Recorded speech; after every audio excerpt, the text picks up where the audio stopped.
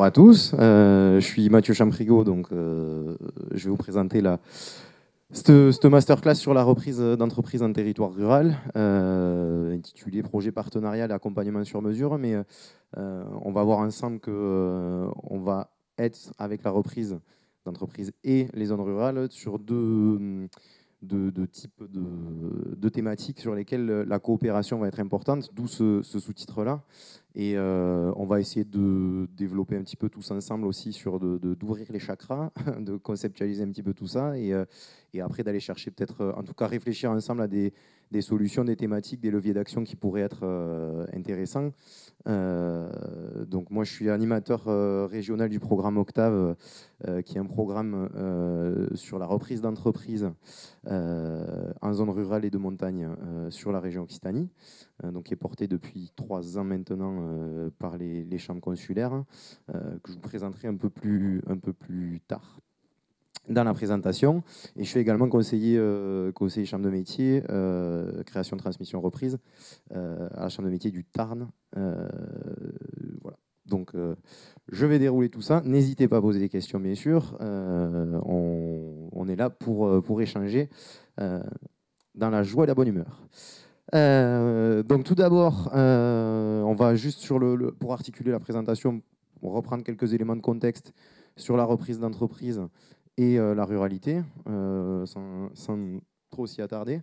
On verra ensuite quelques concepts intéressants sur la notion d'écosystème qui a déjà été abordé sur le congrès, mais sur laquelle on verra que c'est important aussi d'apporter quelques éléments.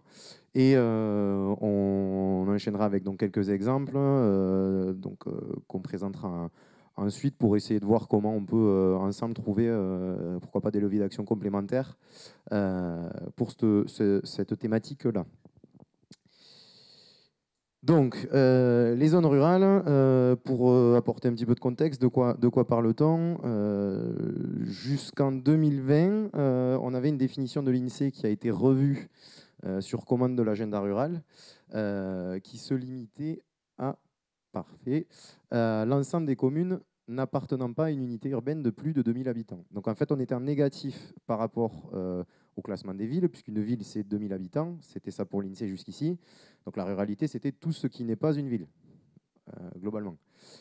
Il s'avère que donc l'agenda rural a demandé à remettre un petit peu à jour ce logiciel-là, en se basant sur la notion de densité de population, pour recatégoriser un petit peu ces espaces.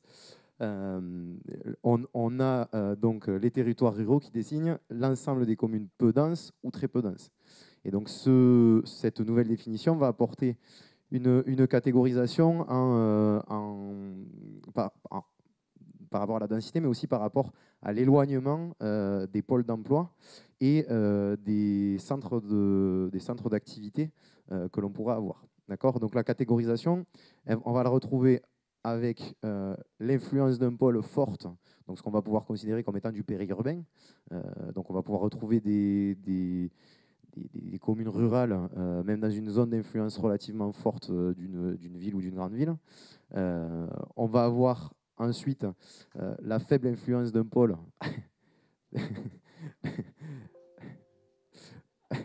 Pas de problème. Vous inquiétez pas, c'était pour moi, je le prends pour moi. La faible influence du coup d'un pôle d'activité, et d'attractivité. Et la dernière catégorie, ça va être ce qu'on va considérer comme étant le rural autonome, peu dense ou très peu dense. Vous voyez qu'en proportion, on est à 10% de la population, 9% et 13% sur le dernier en prenant les deux, ce qui fait qu'on est à peu près sur les mêmes niveaux de population qui vivent dans chaque zone. Voilà, donc ça c'est juste pour recontextualiser, mais c'est vrai que cette notion-là va être importante, ne serait-ce que dans l'évolution de la réflexion, parce qu'on va se placer différemment, et on va essayer d'évoluer. En tout cas, les collectivités vont essayer de revoir un petit peu leur positionnement. La petite carte de France, juste pour remettre la diagonale du vide et vos vieux cours de géographie en tête à tout le monde.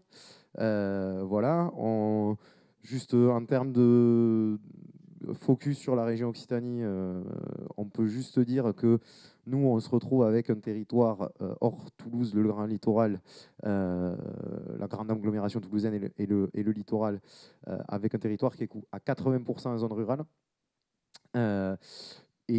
Par rapport à l'ensemble du territoire, 88% des communes de France sont donc classées en zone rurale par rapport à ce nouveau classement, ce qui représente 33% de la population, donc un tiers. Voilà. Pour continuer là-dessus sur la ruralité, juste souligner l'importance du maintien du tissu productif et économique. Donc, un tissu de TPE qui va être indispensable au maintien des actifs sur les territoires, puisque si on perd les entreprises, à terme, on perd les populations, hein, pour la faire courte, mais on est à peu près là-dessus. Parce que qui dit entreprise dit emploi, qui dit service, dit maintien des services publics. Hein, enfin, voilà, au bout du bout, voilà où on arrive. Donc l'importance primordiale du tissu de TPE, des activités économiques qui animent le territoire et qui contribuent à garder un territoire vivant et attractif. Des services essentiels qui, eux, vont contribuer à la qualité de vie. Donc j'ai cité les écoles, on pourrait citer les médecins également, avec une problématique un peu récurrente en ce moment. Et un rapport étroit à la culture locale et au patrimoine, dans le sens où on va retrouver des métiers en ruralité qui vont être, pas qu'en ruralité, mais de façon générale, des métiers important par rapport au bâti qu'on pourrait avoir, par rapport à des activités qu'on pourrait avoir localisées et qui vont être propres au patrimoine local. On pourrait penser, l'exemple que j'ai pris tout à l'heure, c'était la couverture en ardoise. Si je fais de la couverture en ardoise à certains endroits, ce n'est pas la même couverture que la couverture en tuile canal, évidemment. Et ça, ce sont des métiers qui sont nécessairement connectés et liés au territoire. D'accord ? Donc voilà, le maintien des actifs, le maintien des populations, le maintien de l'attractivité, autant d'enjeux pour les zones rurales aujourd'hui, avec derrière le maintien donc, de ce tissu productif. Quand même souligner que la ruralité est aujourd'hui relativement attractive. On a 80% des Français pour qui vivre à la campagne représente la vie idéale. C'est la petite introduction de l'agenda rural. Donc c'est un grand texte qui, pour l'instant, il vaut ce qu'il vaut. Mais la citation, je la trouve intéressante, de toute façon. Des équipements qui ne cessent de s'améliorer. On va penser rapidement au réseau, à l'accessibilité au réseau, à la fibre, à ce genre de choses, d'accord. Aussi aux équipements routiers qu'on pourrait avoir. Enfin, voilà, d'accord. On avance quand même, on va essayer d'être positif. Des distances qui se réduisent par rapport, on s'entend sur distance, mais par rapport à la connexion qu'on peut avoir avec d'autres espaces de travail, voilà, on voit que le télétravail aujourd'hui, c'est un peu plus dans les mœurs. Enfin, voilà, il y a des possibilités comme ça qui existent. L'envie de vivre au vert, quand même, quelque chose d'important et quelque chose de plutôt assez positif pour la ruralité. On a vu avec le Covid que c'était une thématique qui revenait et qui s'avère intéressante. N'oublions pas donc les avantages fiscaux avec, mine de rien, les zones de revitalisation rurale. Pour rappel, on est à 5 ans d'exonération d'impôt sur les sociétés à taux plein, ce qui est quand même considérable, d'accord, un vrai avantage. Donc ça aussi, raison d'attractivité. Et une population globalement en croissance sur les territoires avec un sol qui est, dans l'ensemble, positif, légèrement, mais positif. D'accord ? Voilà pour la ruralité. Sur la reprise d'entreprise, globalement, a priori, la reprise, c'est compliqué. Donc, un rapport de la délégation sénatoriale aux entreprises, un petit peu dans la même idée. Là aussi, on a quelque chose qui a été produit. Donc, dans l'idée, c'est positif. On a dans ce rapport globalement 2 axes de travail. Mieux anticiper, mieux accompagner, mieux financer, simplifier, moderniser et sécuriser pour de meilleures transmissions dans les territoires. On soulève avec ça les freins à la reprise d'entreprise, les freins traditionnels qui vont être la difficulté à obtenir des statistiques fiables, le manque d'information, le manque de préparation des cédants et donc le manque de sensibilisation des cédants. On va voir que ça a été un axe de travail, notamment sur le programme Octave. La reprise, c'est cher. Là aussi, un a priori qu'il faut quand même avoir en tête dans le discours, mais même si on va voir que c'est pas forcément rédhibitoire. Les conditions d'accueil du porteur de projet, avec l'entourage qu'il peut avoir, donc l'accueil du conjoint, l'accueil de sa famille, avec la possibilité de s'installer, de trouver un logement, des choses qui sont mine de rien annexes, mais où on va voir qu'ensemble, sur lesquelles on va pouvoir travailler, et les territoires et les accompagnants collectivement pour arriver à des choses intéressantes. Le manque de moyens dédiés et les reprises internes par les salariés qui sont jusqu'ici insuffisamment accompagnés, même si là aussi on progresse. On verra qu'il y a des possibilités. Les intérêts évidents de la reprise quand même, un taux de survie nettement plus important à 5 ans, 70% des entreprises reprises à 5 ans survivent, 50% en création. Là aussi on met du contexte, mais voilà. Des solutions de financement adaptées, parce que pour un banquier, ce sera toujours plus facile de financer, mine de rien, une reprise parce qu'il a des bilans. Hein, voilà. En tout cas, il pourra, ça l'aidera. Un appareil de production opérationnel, donc, qui globalement est lancé. On va changer la gouvernance de cet outil-là, mais il y a des salariés, il y a des machines. Enfin, voilà, donc l'outil de production existe. Donc trois vrais avantages à la reprise. Parmi d'autres. Mais les facteurs de réussite d'une reprise réussie, du coup, la sensibilisation avec un porteur de projet qui va être prêt à s'investir dans le temps et à être suivi, à aller chercher de l'accompagnement, et la sensibilisation des cédants et des encadrants. Des cédants, puisqu'une reprise, ça fait une transmission, en tout cas, ça se prépare. L'implication collective. L'implication collective de l'ensemble de l'écosystème pour favoriser les conditions d'une reprise réussie. Et l'accueil sur le territoire, là aussi, avec les territoires pour pouvoir accueillir les porteurs de projets et les repreneurs dans la durée et favoriser les conditions d'une reprise réussie. Voilà. Donc les actions partenariales sont évidemment prépondérantes dans la reprise. Aujourd'hui, l'importance, donc, pour réussir une reprise, l'importance de l'écosystème, on va maintenant venir sur cette notion-là, va être prépondérante. Si on prend juste comme ça la théorie des parties prenantes de Freeman, qui est une approche participative stratégique en sociologie des organisations, excusez-moi, juste plutôt que de n'envisager la stratégie que dans la dimension de lutte contre la concurrence, c'est là se placer pour le chef d'entreprise avec des parties prenantes, en incluant l'ensemble des parties prenantes au projet dans sa conception du business. C'est-à-dire penser les clients, les salariés, les investisseurs, les fournisseurs, les citoyens, les associations, comme étant des parties prenantes à la réussite de son projet. D'accord ? C'est là où la notion d'écosystème va commencer à prendre son sens. C'est-à-dire que moi, le business aujourd'hui, fut un temps où la condition du business, on considérait que c'était vraiment le sens entrepreneurial du chef d'entreprise. Aujourd'hui, on arrive à se détacher de ça, mine de rien, et l'ensemble des partenaires qu'on va pouvoir mobiliser vont être importants pour la réussite du projet. Donc la capacité à impliquer l'environnement va être, pour le porteur de projet, quelque chose d'important. Si l'environnement est prêt, nécessairement, ça va faciliter les choses.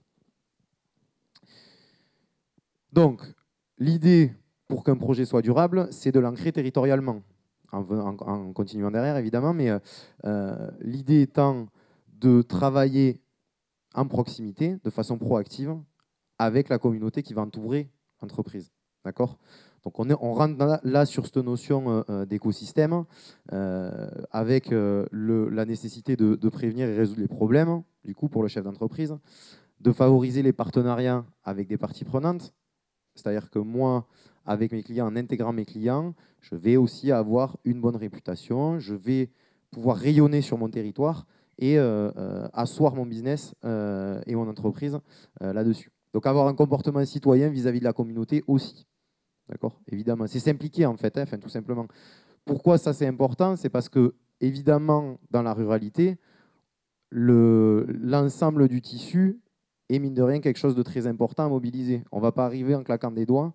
Il va falloir, dans le temps, impliquer, enfin en tout cas dans le temps, il va falloir être capable de rapidement impliquer l'ensemble des parties prenantes du territoire, qui sont quand même très interconnectées notamment dans la ruralité. On ne peut vraiment pas passer à côté du tissu associatif, on ne peut pas passer à côté des fournisseurs, on peut pas, enfin voilà, c'est des choses qu'il faut concevoir dans la globalité. Donc, s'ancrer territorialement, c'est lier ses activités à des partenariats extérieurs de façon assez traditionnelle, mais c'est aussi intégrer des initiatives locales qui sont déjà existantes. Et là-dessus, on va vraiment avoir cette notion de partenariat, d'écosystème qui est construit et qu'il va falloir faire vivre nous accompagnants pour favoriser les conditions d'une reprise réussie. Voilà. C'est la partie un peu scolaire. Donc, le territoire, effectivement, pensons-le comme un ensemble d'acteurs et des relations de complémentarité. On n'est plus uniquement sur... C'est important, enfin, voilà, même si c'est aujourd'hui et depuis hier, on est là-dessus sur le congrès pour créer pour prendre de la hauteur, mais c'est là aussi où on voit que tous ensemble, la notion de partenaire dépasse celle aujourd'hui, celle uniquement d'un accompagnement réussi. Si on travaille ensemble, c'est là où on va avoir dans la durée une entreprise qui va pouvoir réussir. Donc réunir les conditions favorables à un ancrage territorial réussi, c'est ce qu'on va essayer de faire.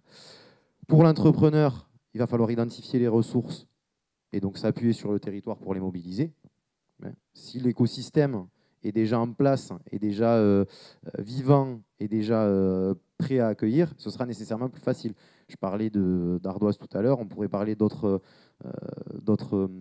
filières. Si la filière est structurée, nécessairement, ça va être plus facile de trouver un fournisseur, de trouver un transporteur, de trouver peut-être des formations, de trouver des salariés.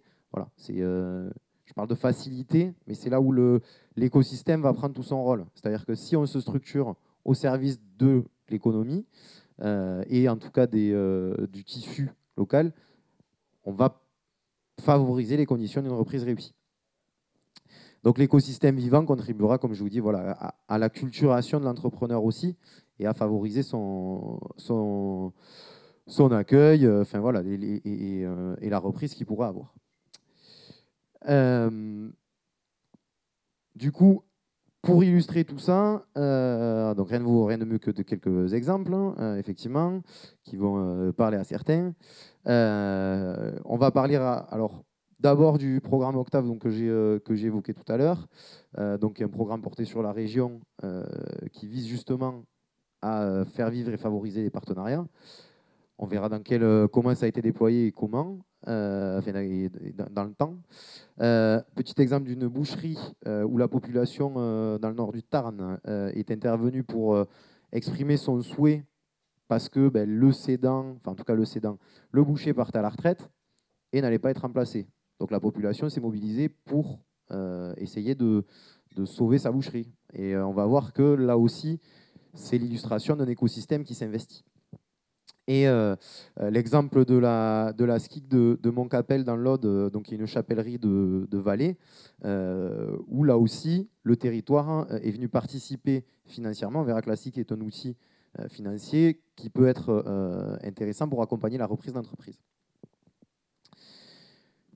Alors, l'exemple d'Octave, du coup, donc Octave nous vient du programme Relance Cévennes-Margeride. Donc, dans les Cévennes gardoises et lozériennes, il y a une vingtaine d'années, la situation est une densité de population très faible, des actifs qui s'en vont, et la question est, la problématique en tout cas du territoire, comment on va maintenir notre population et nos emplois sur ce territoire à travers la reprise d'entreprise. D'accord ? Donc l'idée qui va être faite sur cette notion de sensibilisation en amont va être d'intervenir vraiment en amont du projet pour mettre en place les conditions d'une transmission réussie. Comme on l'a dit, si on ne sensibilise pas un cédant ou un cédant dans un premier temps, ça va être compliqué. S'il n'est pas prêt à venir transmettre son entreprise, à passer son bébé quelque part, ça va être des freins, forcément, nécessairement. D'accord ? Donc l'importance d'aller vers lui et de faire de la pédagogie, mais aussi en amont, de lui dire, ben voilà, comment on va transmettre ? Est-ce que c'est quelque chose auquel vous avez pensé ? Qu'est-ce que vous avez à transmettre ? Tout ça, ça va être autant de choses, autant de questions importantes à soulever avec lui pour pouvoir l'orienter et mettre en place les conditions, en tout cas d'une reprise. Elle est déjà dans une démarche donc préalable. Donc l'ensemble des partenaires locaux travaillent ensemble pour sensibiliser à leur échelle et par plusieurs entrées, parce que c'est ça qui est derrière, c'est que si on travaille tous ensemble, on va pouvoir aller auprès des chefs d'entreprise et des différentes entreprises pour les sensibiliser sur cette question. C'est-à-dire qu'on n'est pas uniquement sur une entrée métier technique, on va être sur une entrée collective. Donc on va avoir l'ensemble des partenaires qui vont à leur niveau, un petit peu, alors sans parler de guichet, mais voilà, en tout cas, on va avoir des personnes qui vont pouvoir aller sensibiliser, qui vont être prêts à recevoir et à donner cette information-là.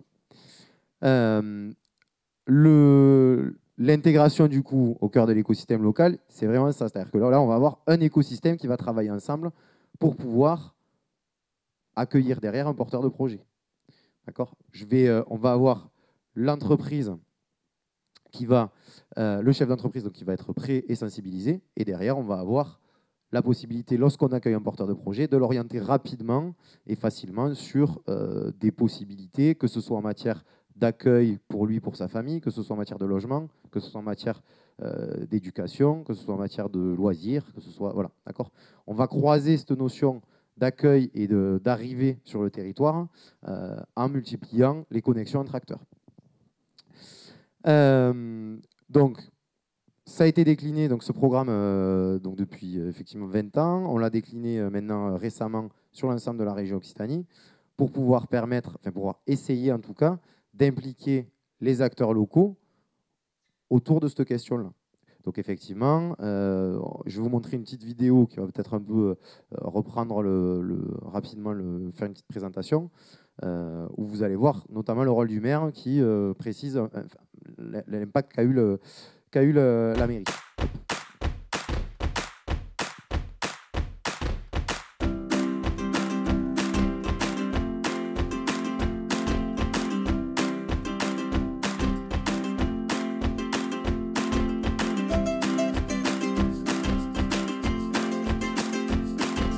Après 25 ans de vie parisienne, on cherchait le moment idéal pour pouvoir redescendre dans le sud et changer de vie complètement, donc lâcher nos travail respectifs et prendre une activité qui nous permettait de travailler ensemble pour nous-mêmes en faisant nous-mêmes nos produits.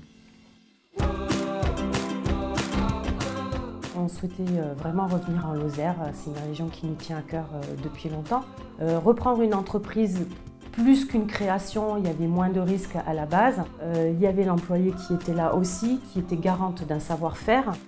Une entreprise dans laquelle on pouvait s'éclater chacun de son côté, c'est-à-dire moi plus le côté production de matières premières, puisque moi je faisais déjà de la confiture et des biscuits chez moi à titre amateur. Laurent, lui, s'est dirigé plus vers le côté administratif et gestion de projet, puisque c'était son ancien métier, donc c'était beaucoup plus simple pour lui. Ce qui fait qu'on a chacun notre partie et ça va très bien comme ça et on est très heureux dans notre nouvelle région. En fait, Octave était déterminant. Donc, nous souhaitions chercher une activité à reprendre et Octave nous a permis de mettre la main dessus, de trouver donc, la perle rare. Et à la suite de ça, donc, on a été mis en contact avec la Chambre de métier qui nous a accompagnés tout au long du projet et ça nous a vraiment aidé, ça nous a permis de se lancer correctement et de ne pas faire d'erreurs de débutants et finalement ça s'est très bien passé, on est très contents et si c'était à refaire, on le referait.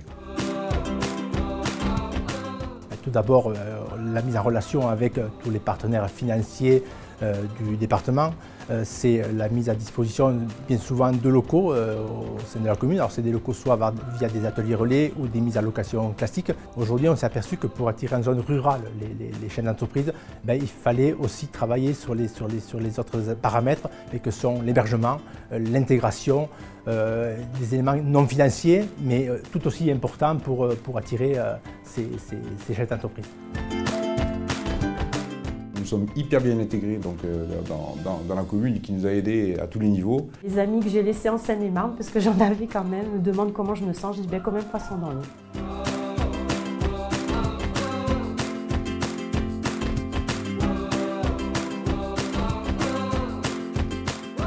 Donc, je sais pas si vous avez bien entendu ou relativement, mais voilà, ce qui est important quand même à retenir alors de cette vidéo ou du programme en général, c'est surtout le travail qu'on peut accomplir ensemble. C'est un programme qui nous permet d'avoir du temps pour travailler sur ces questions-là avec les territoires, d'aller auprès des territoires et de travailler avec eux sur ces questions d'accueil, comme le dit le maire, de comment on va pour apporter et de la mise à disposition de locaux. Et en fait, chacun va pouvoir mettre gentiment sa pierre à l'édifice pour pouvoir permettre de favoriser les conditions d'une reprise réussie. Et voilà. Alors, typiquement, c'est vrai que quand on avait été rencontrer ce couple-là, il nous disait aussi que quand ils parlent d'intégration bien réussie, il y a aussi le fait que eux, personnellement, se sont bien intégrés dans la communauté. J'ai le souvenir qu'ils parlaient de comité des fêtes, enfin voilà, de choses comme ça. Même si ça fait sourire, mais en tout cas, c'est vrai que c'est important en zone rurale de pouvoir être proche de ce genre de choses. Ce matin, en rigolant aussi, on disait l'association de chasse. Mais voilà, c'est des choses où localement, si ce sont des acteurs qui au moins ont aussi ce réflexe-là et cette envie de pouvoir, j'allais dire sensibiliser, parce que c'est le mot, hein. En tout cas, voilà, porter le discours de ensemble faisons des choses, travaillons ensemble et pensons ensemble la reprise pour que du coup voilà les entreprises qui vont être à reprendre soient prises. Je prendrai l'exemple de Martrin dans l'Aveyron, là, dans le sud Aveyron pour le coup, où Octave était déployé jusqu'ici. Avant de s'élargir, parce que je pense qu'on élargit maintenant le territoire, mais où le maire qui avait été rencontré par un conseiller dans le cadre du dispositif, quelques semaines après, a rencontré un agriculteur un matin qui lui a dit « mais je cherche à vendre ». Et donc du coup, voilà, ça a embrayé tout de suite et on a pu tout de suite rapidement mettre les conditions en route pour favoriser une transmission. Et en fait, on a assez rapidement pu trouver un repreneur. C'est là où on a enclenché. Et voilà. Après, là, on avait aussi un porteur de, en tout cas le cédant, qui était dans une démarche de volonté de cession. Mais c'est en allant aussi les uns vers les autres qu'on va pouvoir favoriser les conditions de la transmission et de la reprise de l'entreprise. Voilà. Juste pour finir sur Octave, c'est aussi intéressant globalement parce que ça nous apporte en termes de solutions des possibilités pour communiquer autrement et pour nous rendre sur d'autres endroits pour exposer les possibilités d'entreprise à reprendre. On va pouvoir monter sur des salons un peu plus grands, porter les territoires et être quelque part un petit peu des ambassadeurs des territoires sur lesquels on va avoir des entreprises à reprendre. On va aller plus loin que juste un accompagnement traditionnel de conseiller d'entreprise. C'est ça qui va être intéressant aussi, c'est d'aller creuser un petit peu plus. Et si évidemment il y a un travail qui est fait avec le territoire, pour le conseiller, c'est d'autant plus simple de pouvoir vendre quelque part une entreprise, sans parler d'agent immobilier, voilà, mais en tout cas de pouvoir vendre aussi la qualité de vie qu'on va pouvoir retrouver, mais pas que, parce qu'évidemment, voilà, on va avoir des territoires qui vont être très attractifs pour venir en vacances, mais venir y vivre, c'est autre chose. Donc voilà, c'est aussi un tout qu'il va falloir packager, et si on travaille ensemble, on va pouvoir arriver à faire des choses intéressantes.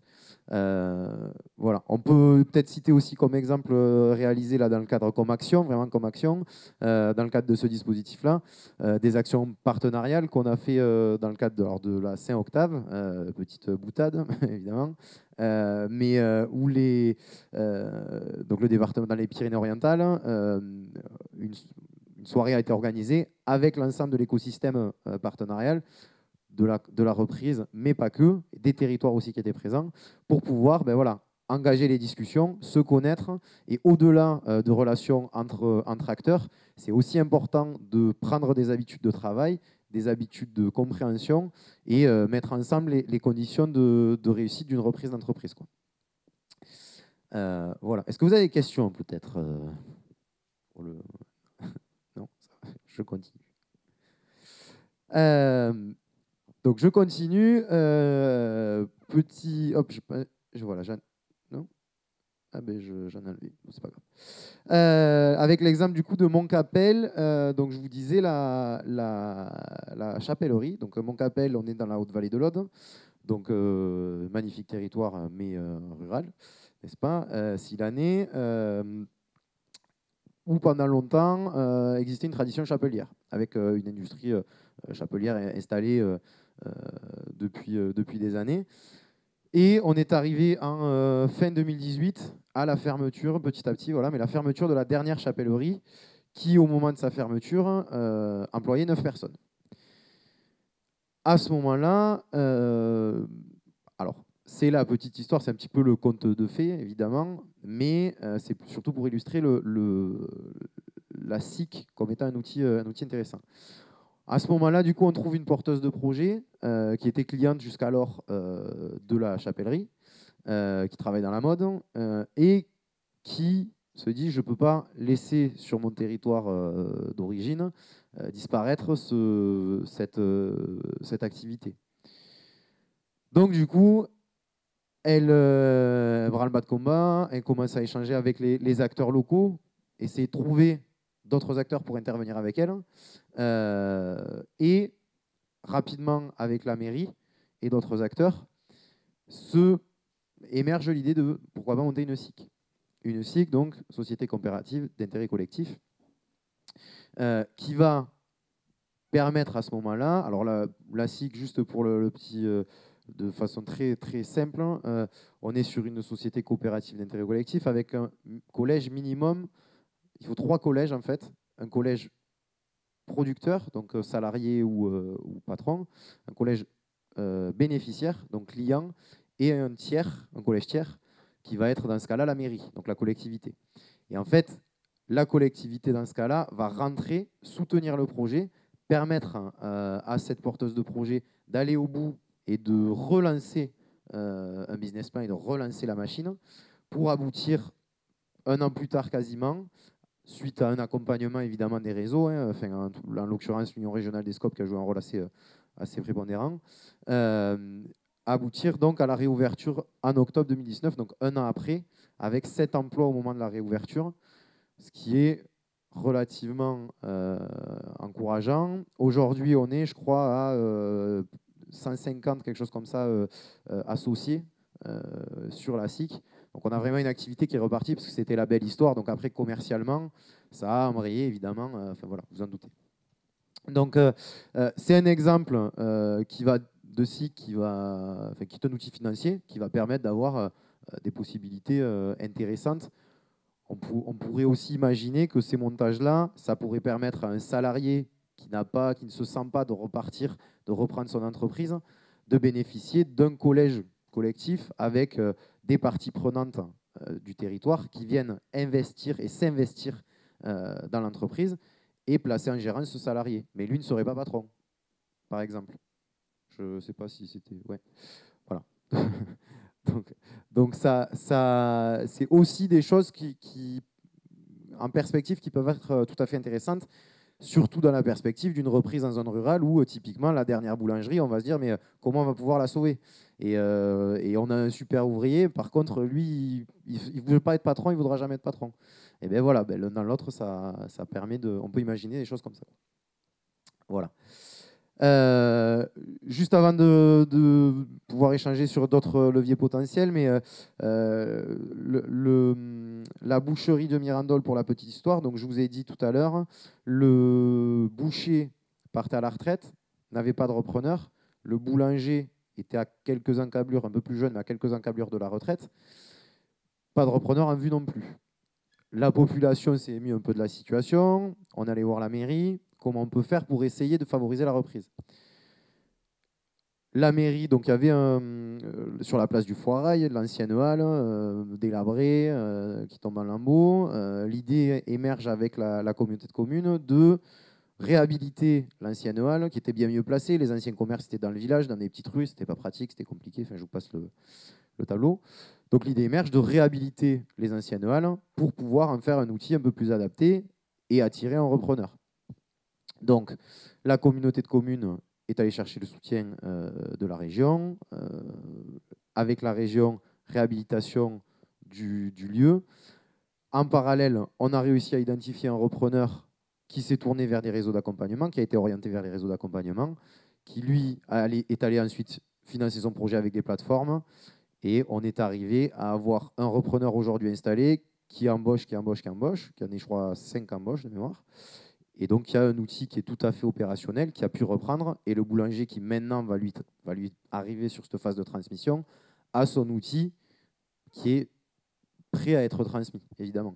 Donc, c'est là où l'écosystème ensemble, et là, la partie prenante, évidemment, ce sont les clients, ce sont les citoyens qui se sont appropriés la problématique et qui ont dit, comment on peut faire, allons ensemble vers quelque chose d'opérationnel et de facile à reprendre. Voilà.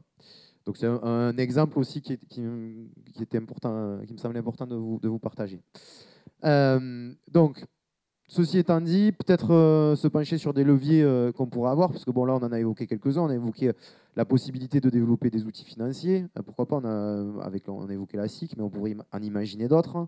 Je pense effectivement, peut-être que Aurélie, si tu veux peut-être en dire un mot, mais l'outil qui est développé actuellement sur l'aglo, par exemple, même si on n'est pas en zone rurale, sur le fonds de revitalisation, par exemple. Parce que ça va nous permettre là aussi d'apporter un nouvel outil pour favoriser les conditions d'une reprise, par exemple. Je ne sais pas, tu veux peut-être réagir ou...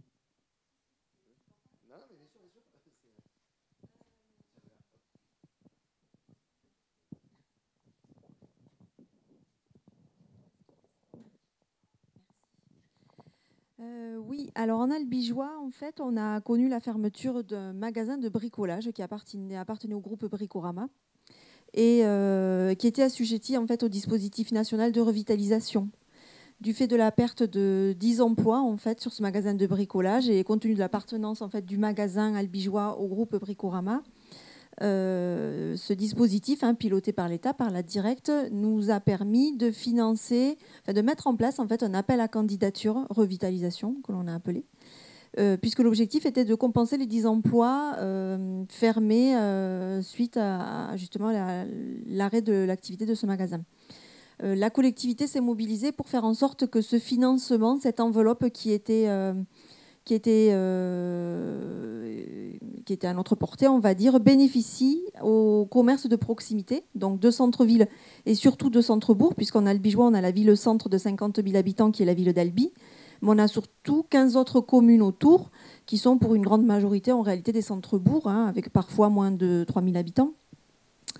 Donc, on a mis en place un appel à candidature visant à favoriser l'implantation de commerces dits de proximité dans des locaux vacants ou bien en situation de reprise d'activité. Donc, c'est une enveloppe financière qui permet effectivement de soutenir ce type de projet, dès lors qu'effectivement ça répond à un besoin des communes concernées, et qui permettent de financer effectivement des aménagements du local ou boucler le plan de financement en fait, du projet. Voilà. Donc c'est quelque chose qui est lancé sur 12 mois glissants. Là, on l'a lancé fin juillet. On a 2 porteurs de projets d'ores et déjà identifiés dont le projet va certainement être soumis au comité d'engagement dans le cadre de ce dispositif de revitalisation et permettre ainsi de soutenir financièrement ces projets. Voilà, sans quoi c'était des fonds qu'on aurait pu voir partir pour aller sur de la création d'emplois, mais typiquement, création d'emplois d'équipiers de fast-food, ça partait là-dessus, quoi. Voilà. Alors le budget en fait est calculé par l'État, tout ça c'est très paramétré. En fait, ça peut aller jusqu'à 4 fois le montant du SMIC. Donc c'est ce qui a été le cas là. Donc on a eu de la chance, c'est pas forcément le cas. Donc 4 fois un SMIC fois le nombre d'emplois perdus entre guillemets. Donc là de mémoire on a une enveloppe d'à peu près 62 000 €. Une moitié étant dédiée à la création d'emplois, l'autre moitié étant dédiée à ce dispositif, à cet appel à candidature qu'a créé la collectivité. Voilà. Ah, complètement. Là, ça vient en complément des financements régionaux et autres, puisqu'effectivement, tu le disais, en Albigeois, comme on n'est pas en ZRR, on ne dispose pas du dispositif Octave, on ne peut pas mobiliser ce type d'accompagnement. Mais ça vient compléter le droit commun, on va dire. Oui, c'est ça, tout à fait. Oui, tout à fait. Ouais. Oui, et puis ça démontre surtout aussi, je pense, d'une dynamique de la collectivité en accompagnement. On sait que c'est important pour les communes, mais aussi pour les porteurs de projets, de se sentir vraiment appuyés, soutenus dans leur démarche.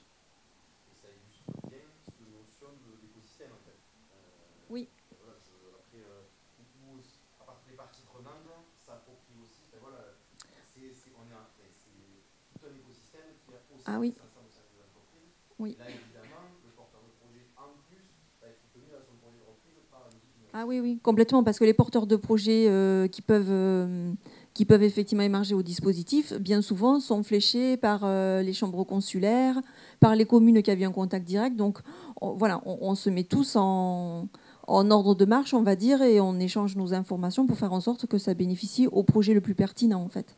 Ouais. Ah, complètement, oui, ça pourrait. Ouais, ouais, tout à fait. Voilà, donc après, c'est vrai que bon, c'est un exemple d'outil financier en l'occurrence, mais ça laisse entrevoir aussi des perspectives qui pourraient être intéressantes. On pourra en citer d'autres. On a cité la SIC aussi, évidemment.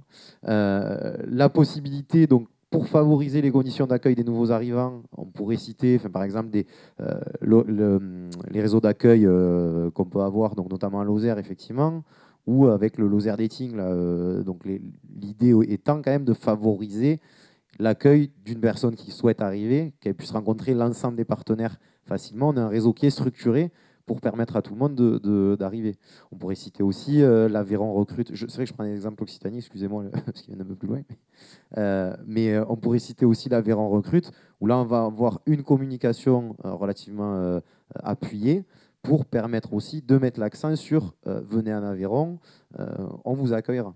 Alors après, tout ça, ce sont des choses ponctuelles. L'idée étant derrière, bien sûr, de pouvoir favoriser le travail dans l'écosystème et d'avoir un écosystème qui travaille ensemble. Parce que c'est pas, comme on le disait, c'est pas juste des relations d'acteurs qui vont faire. C'est là où la structuration est importante, quoi. Et la construction de partenariats derrière va être quelque chose, évidemment, de moteur. Donc là, élargir l'écosystème, par exemple, on peut penser à de nouveaux partenaires qui arriveraient d'autres horizons. Je pense notamment aux partenaires du tourisme, par exemple. On peut imaginer des liens avec, à titre d'exemple, dans les Pyrénées-Orientales, avec Octave, on est allé faire les pots d'accueil en station de ski pour parler de reprise d'entreprise. Ça paraît un peu décalé, mais il s'avère que c'est des endroits aussi où les gens sont réceptifs, ils sont là, ça leur plaît. Comment je peux aller un peu plus loin? Comment je pourrais rester? Je peux rester, ok, d'accord. Ben voilà, la reprise d'entreprise, c'est une possibilité. C'est en parler ensemble, en fait. Voilà, c'est trouver ensemble les conditions d'accueil de nouvelles populations. Est-ce qu'il y en a, du coup, vous voulez peut-être réagir sur d'autres leviers d'action qu'on pourrait imaginer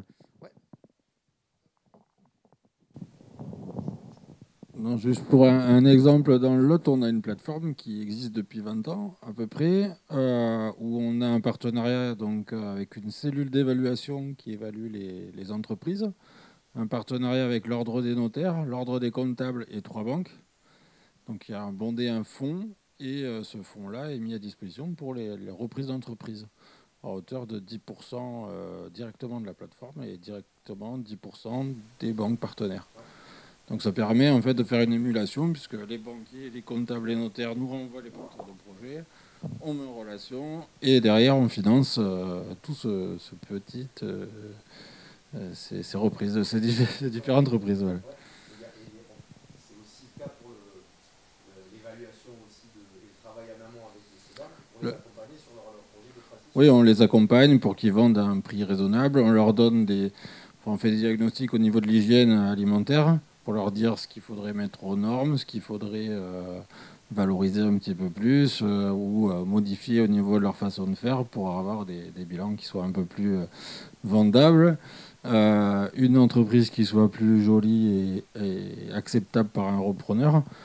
C'est vrai que voilà, il y a des fois il y a un petit peu de boulot, mais c'est vrai que l'anticipation, comme tu l'as dit tout à l'heure, est hyper importante puisqu'on met... on met 1 an et demi à peu près à vendre une entreprise. Ouais. D'où le fait effectivement de mettre ensemble, là en l'occurrence avec des réseaux professionnels et techniques, mais en tout cas de l'écosystème, là aussi encore une fois, qui va travailler ensemble pour favoriser. Voilà. On voit à chaque fois que les solutions, en fait, c'est quand on est ensemble qu'on arrive à avoir des solutions concrètes. Alors, le travail en cours qu'on est en train de faire, c'est la mise en partenariat avec les EPCI. qui est en cours de négociation.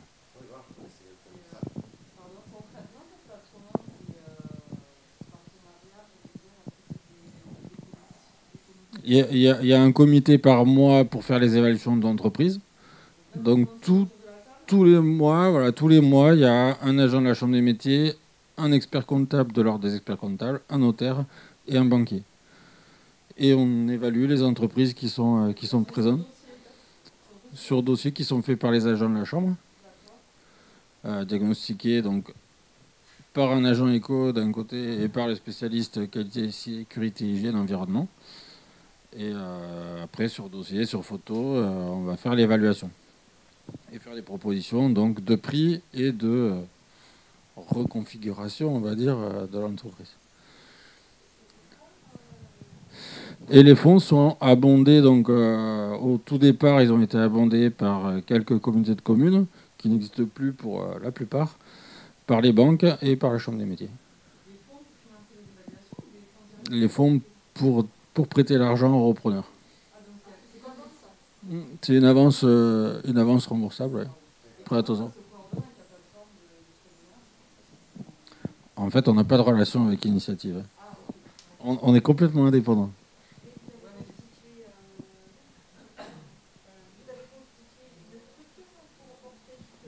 C'est une association qui porte la plateforme de financement du LOT.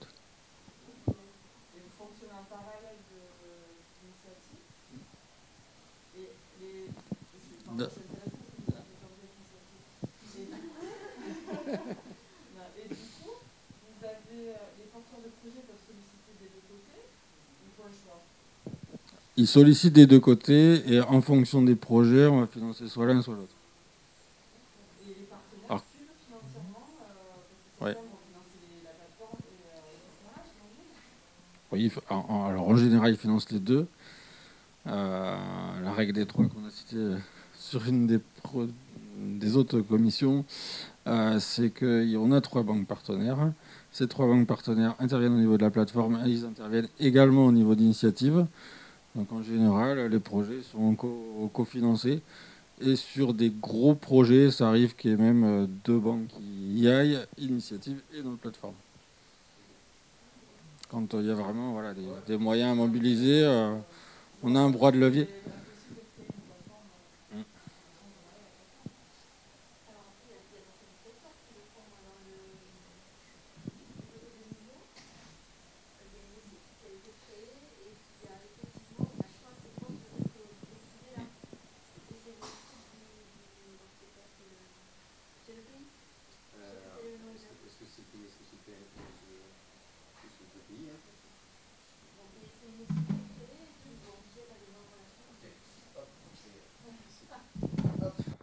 Pardon, oui, donc effectivement, c'est pour rebondir sur ce que tu dis, donc la possibilité, enfin la plateforme que tu évoques, Aurélie, donc c'est un SIC aussi, voilà, et tu vois, encore une fois, on revient sur ces modèles de SIC qui vont être des choses assez intéressantes et pertinentes pour avoir des outils, au final, qui illustrent bien cette notion d'écosystème, en fait.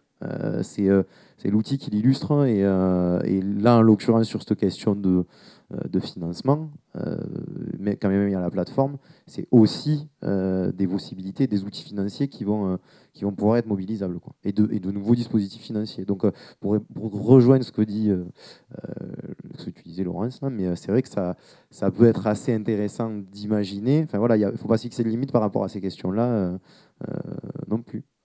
Voilà. Ouais, c'est vrai que ça s'avère être intéressant. On me fait signe que l'heure, c'est l'heure, et quand c'est plus l'heure, c'est plus l'heure. Est-ce que vous avez juste peut-être une dernière petite question, remarque, envie?